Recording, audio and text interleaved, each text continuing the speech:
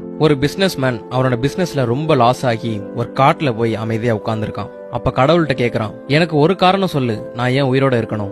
என் வாழ்க்கையில நான் எல்லாத்தையுமே இழந்துட்டேன். இந்த வாழ்க்கையில நான் இனி என்ன பண்ண போறேன்? அப்பதான் ஒரு குரல் கேக்குது. கடவுள் அவன்கிட்ட பேசுறாரு. நான் இந்த பூமியில புல்லோட விதைகளையும் மூங்கிலோட விதைகளையும் ஒரே நேரத்துல தான் விதைச்சேன். ரெண்டையும் நல்லா பாத்துக்கிட்டேன். புல்லு உடனே வளர ஆரம்பிச்சிருச்சு. அந்த நிலம் ஃபுல்லா பச்சை பசேல்னு ஆயிருச்சு. ஆனா மூங்கில் வளரவே இல்ல.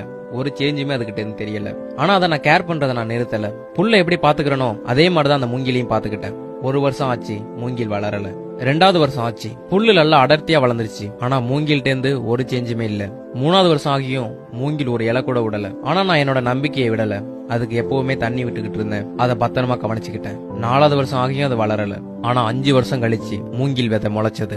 6 மாசத்துல புல்ல விட 20 அடி அதிகமா வளர்ந்து நின்னுச்சு. மூங்கி வளர்றதுக்கு 5 வருஷம் எடுத்துக்கிச்சு. அந்த 5 வருஷமும் அதோட வேரை பலப்படுத்திக்கிட்டு இருந்திருக்கு. அப்பதான் அதால 20 அடி வளர்ந்து நிக்க முடியும். நான் சொல்றதை என்னைக்கும் மறந்துடாத. உன்னோட வாழ்க்கையில நீ சந்திக்கிற கஷ்டங்கள் உன்னோட வேரை உறுதிப்படுத்திக்கிட்டு இருக்கு. அது உன்னை பலசாலியாக்குது. நான் மூங்கில என்னைக்கும் கைவிட்டதில்ல. அது மாதிரி உன்னையும் நான் என்னைக்கும் கைவிட மாட்டேன். அதனால உன் முயற்சியை நீ என்னைக்குமே கைவிட்டுறாத.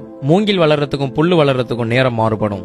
அதே மாதிரி அதோட தேவையும் மாறுபடும். இதே மாதிரி உனக்கான நேரமும் வரும். அதனால உன் வாழ்க்கையில ஏற்படுற தடைகளையோ கஷ்டங்களையோ கண்டு நீ பயப்படாத. இன்னைக்கு இல்லனா நாளைக்கு ஜெயிப்ப. இந்த கதை மூலமா நீங்க என்ன தெரிஞ்சுக்கிட்டீங்கன்னு